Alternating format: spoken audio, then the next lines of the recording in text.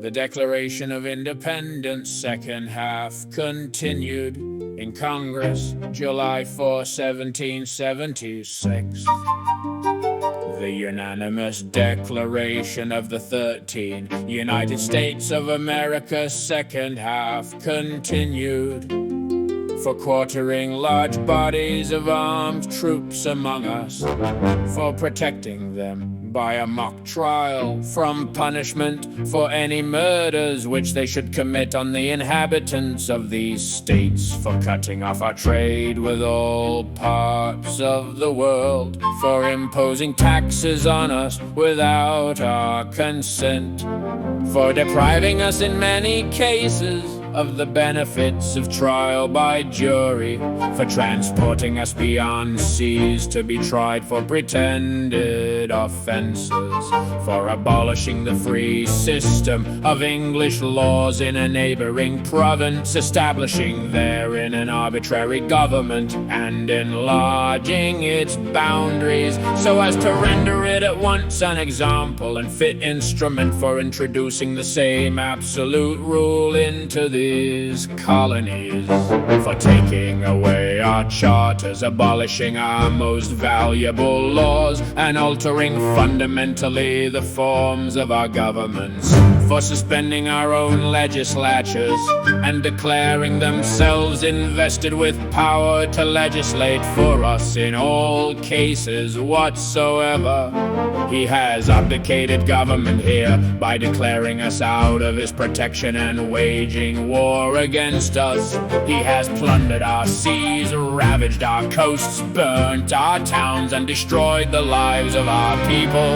He is at this time transporting large armies of foreign mercenaries to complete the works of death, desolation, and tyranny, already begun with circumstances of cruelty and perfidy scarcely paralleled in the most barbarous ages, and totally unworthy the head of a civilized nation. He has constrained our fellow citizens, taken captive on the high seas to bear arms against their country, to become the executioners of their friends and brethren, or to fall themselves by their hands. He has excited domestic insurrections amongst us, and has endeavored to bring on the inhabitants of our frontiers, the merciless Indian savages, whose known rule of warfare is an undistinguished destruction of all ages, sexes, and conditions. In every stage of these oppressions we have petitioned for redress in the most humble terms.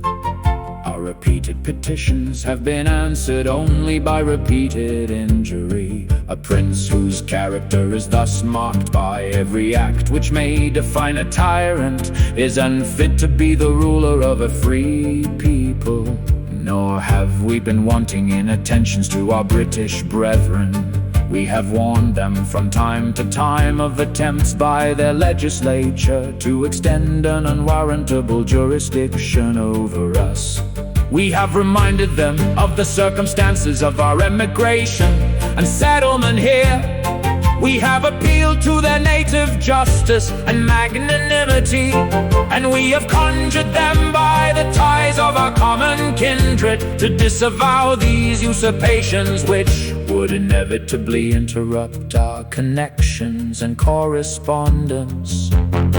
They too have been deaf to the voice of justice and of consanguinity. We must therefore acquiesce in the necessity which denounces our separation, and hold them as we hold the rest of mankind, enemies in war, in peace friends. We, therefore, the representatives of the United States of America, in General Congress assembled, appealing to the Supreme Judge of the world for the rectitude of our intentions, do in the name and and by authority of the good people of these colonies, solemnly publish and declare that these united colonies are, and of right ought to be, free and independent states, that they are absolved from all allegiance to the British Crown, and that all political connection between them and the state of Great Britain is and ought to be totally dissolved, and that as free and independent states they have full power to levy war, conclude peace, contract alliances, establish commerce, and to do all other acts and things which independent states may have right to. And for the support of this declaration, with a firm reliance on the protection of divine providence, we mutually pledge to each other our lives, our fortunes, and our sacred honor.